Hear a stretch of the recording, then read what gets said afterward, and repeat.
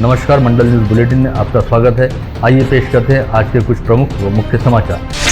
महाराष्ट्र विमानतल विकास प्राधिकरण के नियंत्रण में रहने वाले बेलोरा स्थित अमरावती विमानतल का काम अब पूरी तरह से खत्म हो चुका है। इस विमानतल पर हवाई जहाजों की आवाजाही को नियंत्रित करने हेतु एटीसी टावर सहित विमानों के उतरने व उड़ान भरने के लिए रनवे तथा यात्रियों की सुविधा के लिहाज से टर्मिनल बिल्डिंग पूरी तरह बनकर तैयार हो चुकी है। साथ ही विमानतल परिसर में रहने वाले सभी वन्य प्राणियों को सुरक्षित तरीके से रेस्क्यू करते हुए उन्हें उनके प्राकृतिक अधिवास में ले जाकर छोड़ दिया गया है और अब जनवरी माह में केंद्र सरकार की ओर से अमरावती विमानतल हेतु ऑपरेटिंग लाइसेंस मिलने की पूरी उम्मीद है। ऐसे में आगामी नए साल में मार्च माह से अमरावती विमानतल पर विमानों की लैंडिंग और टेक ऑफ शुरू होने का मुहूर्त निकल सकता है। ऐसी पूरी संभावना देखी जा रही है। ऐसे में प्रशासन द्वारा तमाम आवश्यक तैयारियां की जा रही हैं और विमानतल को शुरू करने के लिहाज से लगातार बैठकों का दौर चल रहा है।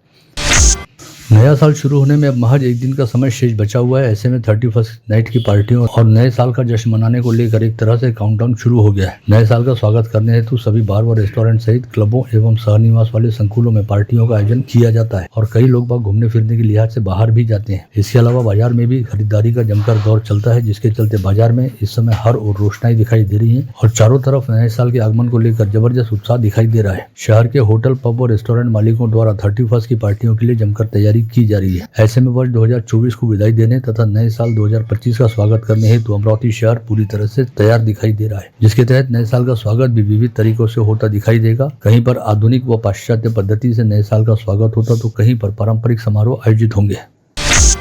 गुजरते वर्ष 2024 को विदा देने को अंग्रेजी नव वर्ष 2025 का स्वागत करने के लिए हर कोई आतुर है। ऐसे में शहर से जिले के होटल तथा रेस्टोरेंट भी पूरी तरह तैयार हो गए हैं। नए साल का आगमन होने में बमुश्किल 24 घंटे का समय बचा हुआ है, जिसके चलते होटल में शानदार लाइटिंग व सजावट की गई है और मेनू पर विशेष ध्यान दिए जाने की बात शहर के सभी प्रमुख होटलों के संचालकों ने अमरावती मंडल से बातचीत के दौरान कही। अमरावती शहर में hotel Virsa, hotel Eagle, Varadi Thaat, hotel Landmark, Raj restaurant, Gauri inn, Four Season, hotel Aasra, hotel Mansarovar, Zamzam hotel, Lords hotel, Kitchen 365, Grand Mehfil तथा चिखलदरा स्थित महफिल विंडोज में जमकर तैयारियां चल रही हैं। सभी होटलों में मेहमानों के लिए विशेष प्रबंध किए जाने के साथ ही कई तरह के विशेष ऑफर भी दिए गए हैं। नए साल का स्वागत करने हेतु युवाओं में 31st को लेकर जबरदस्त उत्साह देखा जा रहा है और 31 दिसंबर को जिले के सभी होटलों व फार्म हाउसों में 31st नाइट की पार्टियों का आयोजन किया जाना है। वहीं दूसरी ओर बिना लाइसेंस आयोजित होने वाली पार्टियों तथा जश्न के नाम पर शराब पीकर होने वाले हुड़दंगी और पुलिस व एक्साइज विभाग द्वारा कड़ी नजर रखी जाएगी और नियमों का उल्लंघन करने वालों को नए वर्ष की सुबह पुलिस के लॉकअप से देखनी होगी। गुजरते साल को विदाई देने तथा नए साल का स्वागत करने हेतु कई लोग विदर्भ का नंदनवन कहे जाते चिखलदरा सहित मेलघाट के जंगलों का रुख करते हैं, जिसके चलते इस वर्ष भी चिखलदरा में 31st का जश्न मनाने हेतु पहुंचने वाले पर्यटकों की संख्या अच्छी खासी रहने वाली है। चिखलदरा के बड़े होटलों में 60% कमरों की बुकिंग फुल हो चुकी है। साथ ही मध्यम होटलों व होम स्टे में पर्यटकों ने जमकर बुकिंग कराई है। ऐसे में नववर्ष की पूर्व संध्या पर ही चिखलदरा हाउसफुल दिखाई देने वाला है। नववर्ष की पूर्व संध्या पर चिखलदरा पहुंचने वाले पर्यटकों की अच्छी खासी संख्या को देखते हुए पर्यटन नगरी की ओर जाने वाले रास्तों पर ट्रैफिक जाम सहित सड़क हादसों की स्थिति को टालने के लिए जिला प्रशासन के निर्देश पर ग्रामीण पुलिस ने परतवाड़ा से धामनगांव गढ़ी होते हुए चिखलदरा जाने वाले मार्ग तथा चिखलदरा से सेमाडो होते हुए परतवाड़ा की ओर वापस आने वाले मार्ग को 36 घंटे के लिए वन वे घोषित किया है। साथ ही चिखलदरा में भीड़भाड़ होने वाले 7 से 8 स्थानों पर पुलिस बल की फिक्स पॉइंट ड्यूटी लगाते हुए चिखलदरा में कानून व व्यवस्था की स्थिति बनाए रखने हेतु चिखलदरा पुलिस सहित अतिरिक्त पुलिस दल को तैनात किया जा रहा है। अमरावती शहर व जिले सहित संभाग एवं राज्य के मौसम में अब एक बार फिर बड़ा बदलाव होने जा रहा है। विगत सप्ताह बना बेमौसम बारिश वाला मौसम अब लगभग खत्म हो गया है तथा आसमान से बादल भी हट गए। ऐसे में अब एक बार फिर ठंड का जोर जमकर बढ़ेगा तथा अधिकतम व न्यूनतम तापमान का स्तर तेजी से घटेगा। राज्य में आज से शुष्क हवाओं का जोर बढ़ सकता है और कुछ स्थानों पर हल्की बारिश हो सकती है। साथ ही विदर्भ सहित समूचे राज्य में तापमान 3 से 5 डिग्री सेल्सियस से घटने के पूरे आसार बताए जा रहे हैं, जिसके चलते नए साल की शुरुआत गुलाबी ठंड के साथ होगी।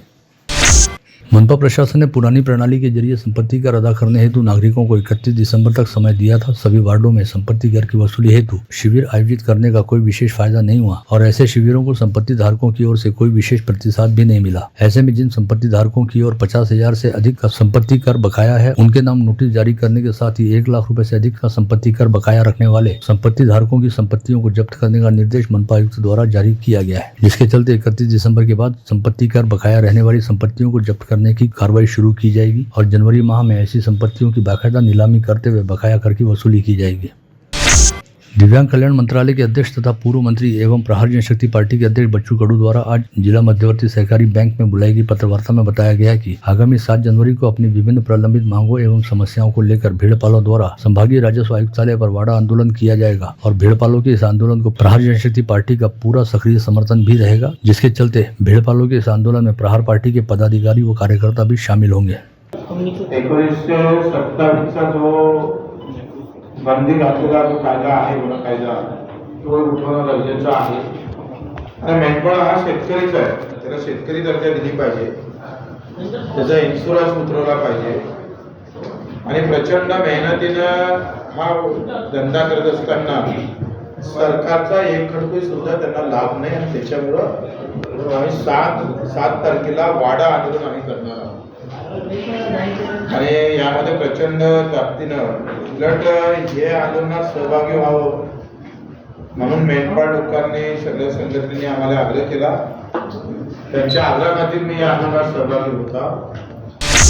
जिला मध्यवर्ती सहकारी बैंक के अध्यक्ष रहने वाले पूर्व मंत्री बच्चू कडू ने इस पत्रवार्ता में यह दावा भी किया कि उनके नेतृत्व में जिला बैंक की दिनों दिन उत्तरोत्तर प्रगति हो रही है, जिसका फायदा जिला बैंक के खाताधारक किसानों को हो रहा है। खाताधारक किसानों को सरकार की ओर से घोषित सभी योजनाओं व सहूलियतों का लाभ देने का काम बड़ी जिम्मेदारी के साथ पूरा किया जा रहा है। आता लोकांना आता ह्या महिन्यात कर्ज वसुलीचे महिने आहेत, जानेवारी फेब्रुवारी मार्च, तर 3 महिन्यात जर कर्ज वसुली झाली नाही तर बँकेत डबल्याची आणि शेतकऱ्याला सुद्धा पुढचं कर्ज भेटणार नाही, हे तेवढं सत्य आहे। 6% जो कर्जमाफी व्याज माफी भेटते ती व्याज माफी सुद्धा शेतकऱ्याला भेटणार नाही। आता सरकार सरसकट कर्जमाफ म्हणतोय, 7/12 कोरा म्हणतं, पण ते विश्लेषण करून सांगत नाही।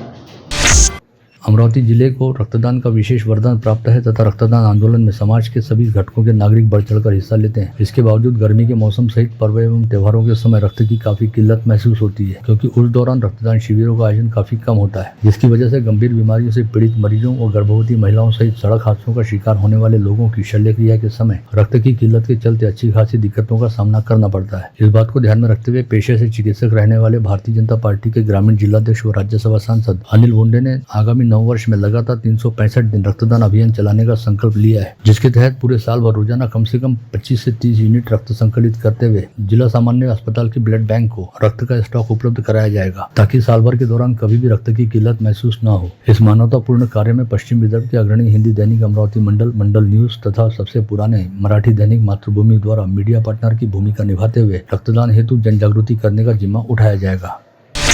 केरल राज्य के बारे में राज्य के कैबिनेट मंत्री नितेश राणे के बयान पर पूर्व कांग्रेस विधायक यशोमती ठाकुर ने तीव्र नाराजगी व्यक्त करते हुए मुख्यमंत्री देवेंद्र फडणवीस से ऐसे नेताओं पर अंकुश लगाने की मांग की। पूर्व मंत्री यशोमती ठाकुर ने सीएम फडणवीस को सीधी चेतावनी देते हुए कहा कि मुर्गी चोर व मंगलसूत्र चोर की जान पर फालतू राजनीति करने वाले नेताओं को लेकर सरकार ने लगाम लगानी चाहिए और भाजपा ने अपने बातूनी नेताओं पर तुरंत अंकुश लगाना चाहिए।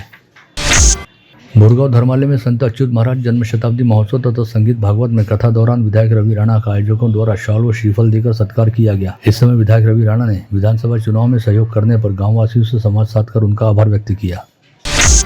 देश के प्रथम कृषि मंत्री व शिक्षा महर्षि डॉक्टर पंजाबराव देशमुख की जयंती अवसर पर शंकर पट का आयोजन भाजपा के प्रदेश उपाध्यक्ष रविराज देशमुख की अगुवाई में हिम्मत फाउंडेशन द्वारा किया गया था। इस शंकर पट का विधिवत उद्घाटन शुक्रवार को भाजपा प्रदेश उपाध्यक्ष रविराज देशमुख की अध्यक्षता में कमिश्नर दिलीप ठाकरे के हाथों किया गया। अचलपुर के विधायक प्रवीण तायडे ने चांदूर बाजार एसटी डिपो में सीसीटीवी लगाने की घोषणा करते हुए कहा कि इससे चोरी व अन्य घटनाओं पर अंकुश लगेगा। चांदूर बाजार सहित अन्य एसटी डिपो की अव्यवस्था को लेकर समाचार सामने आने के बाद विधायक तायडे ने इसकी तुरंत दखल ली।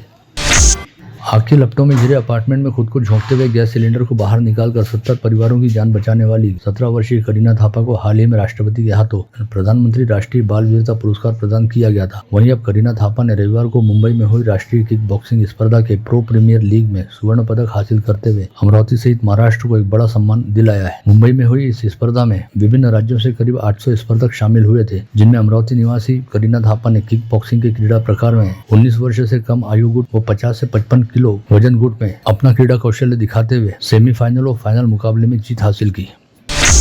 भीमा कोरेगांव के शौर्य दिवस समारोह का आयोजन 1 जनवरी को एरविन चौक पर भीम ब्रिगेड द्वारा किया गया है, जिसकी जानकारी देने हेतु आज यहाँ एक पत्रवार्ता बुलाई गई थी। इस पत्रवार्ता में बताया गया कि सांसद बलवंत वानखड़े की अध्यक्षता में भीमा कोरेगांव के शौर्य दिवस समारोह का आयोजन होगा, जिसमें जिलाधीश सौरभ कटियार, शहर पुलिस आयुक्त नवीन चंद्र रेड्डी, उप जिलाधीश अनिल भटकर, पुलिस उपायुक्त गणेश शिंदे व सागर पाटिल, पूर्व लेडी गवर्नर कमल गवई, पूर्व विधायक यशोमती ठाकुर, कांग्रेस नेता दिलीप एडतकर व सुनील देशमुख बतौर प्रमुख अतिथि उपस्थित रहेंगे। विजय स्तंभाची पूर्णाकृती करून आम्ही त्याला मानवंदना देत असतो।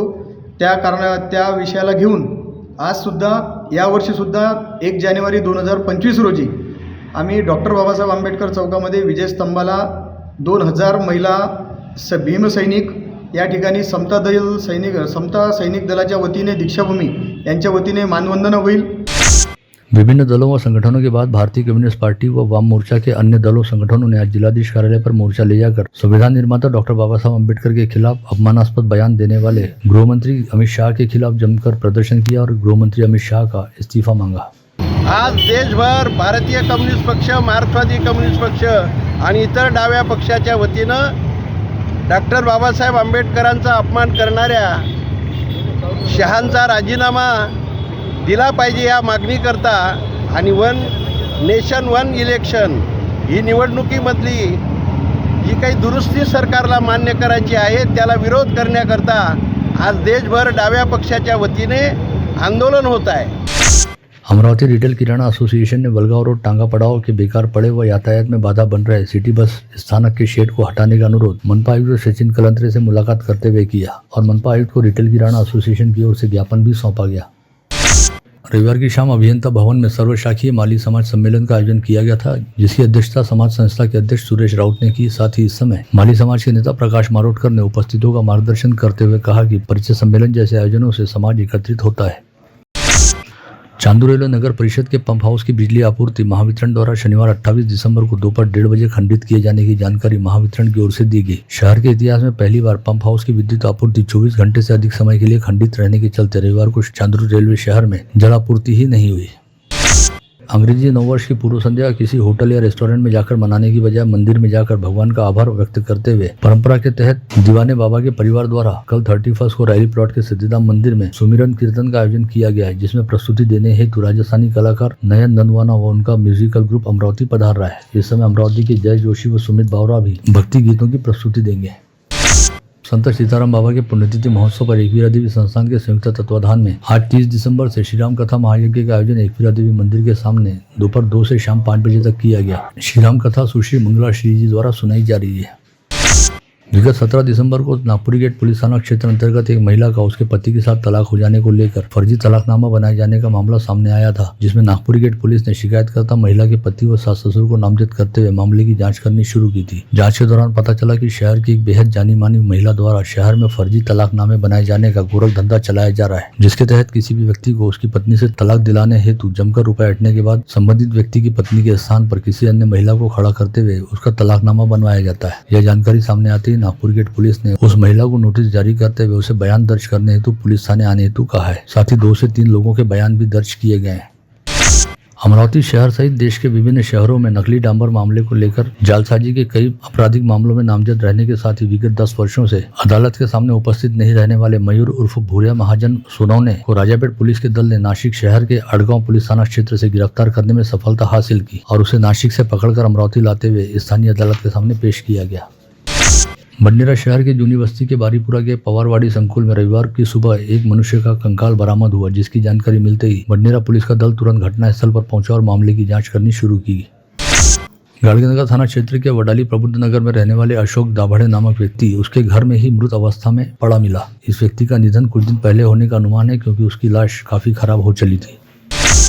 मोर्शी तहसील के अड़गांव के 24 छात्रों को विषबाधा होने की घटना रविवार को उजागर हुई। गांव की जिला परिषद प्राथमिक शाला में विद्यार्थियों को दिए गए पोषण आहार से यह विषबाधा होने की संभावना जताई जा रही है। शनिवार की रात 12 बजे के दौरान अचानक ही कई बच्चों को उल्टी व अन्य तकलीफ शुरू होने की जानकारी उनके अभिभावकों द्वारा दी गई। मोर्शी तहसील के विषबाधित बच्चों को इलाज के लिए मोर्शी के ग्रामीण अस्पताल सहित अमरावती के जिला सामान्य अस्पताल में दाखिल किया गया। इस बारे में खबर लगते ही जिले के सांसद बलवंत वानखड़े तुरंत ही इन बच्चों की दशा देखने अस्पताल पहुंचे और उन्होंने डॉक्टरों से बच्चों के इलाज के बारे में बातचीत करते हुए बच्चों के स्वास्थ्य का हालचाल भी जाना। नांदगांवपेट थाना अंतर्गत नागपुर रोड पर आज सुबह 11:30 बजे ट्रक में गौवंश लाद कर कटाई हेतु ले जाने की सूचना मिलने पर पुलिस ने आनंद फानन में ट्रक का पीछा किया, लेकिन ट्रक भाग निकलने में सफल रहा। वहीं ट्रक का क्लीनर ट्रक से नीचे कूदने के चक्कर में घायल हो गया, जिसे जिला अस्पताल में भर्ती कराया गया है। पुलिस द्वारा फरार ट्रक सहित गौवंश की तलाशी की जा रही है। शहर पुलिस आयुक्तालय क्षेत्र अंतर्गत करीब आधा दर्जन घरों में सेंधमारों ने निशाना बनाते हुए सेंधमारी की और 6,34,000 रुपए से अधिक का माल पार कर दिया। पुलिस ने अलग अलग घटनाओं में अपराध दर्ज करते हुए आरोपियों की खोजबीन करनी शुरू की है।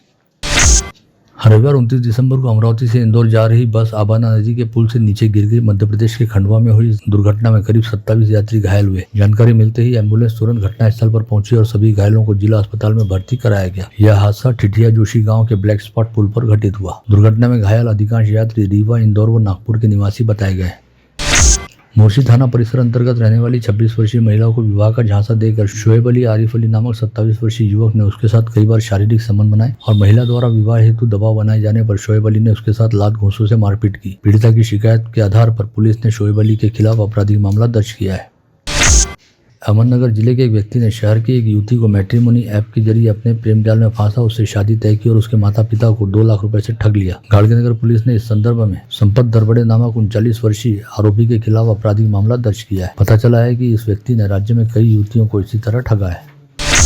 धामनगांव रेलवे के खेत में कृषि कार्य करने हेतु गई 40 वर्षीय महिला अनीता कुंभारे को खेत में काम करते समय सांप ने डस लिया, जिसे इलाज हेतु धामनगांव रेलवे के ग्रामीण अस्पताल में भर्ती कराया गया। एक सप्ताह के भीतर धामनगांव रेलवे तहसील क्षेत्र में सर्पदंश की यह तीसरी घटना है। अकोला जिले से होकर गुजरने वाले राष्ट्रीय महामार्ग क्रमांक 53 पर व्याला गांव के निकट गत रोज दोपहर एक गैस टैंकर उलट गया। इस हादसे में टैंकर चालक गंभीर रूप से घायल हुआ। वहीं हादसे के बाद टैंकर से गैस का लीकेज नहीं होने के चलते संभावित अनर्थ टल गया। अन्यथा अकोला में भी जयपुर जैसे हादसे की पुनरावृत्ति हो सकती थी। इस घटना के चलते हाईवे पर काफी देर तक यातायात बाधित रहा।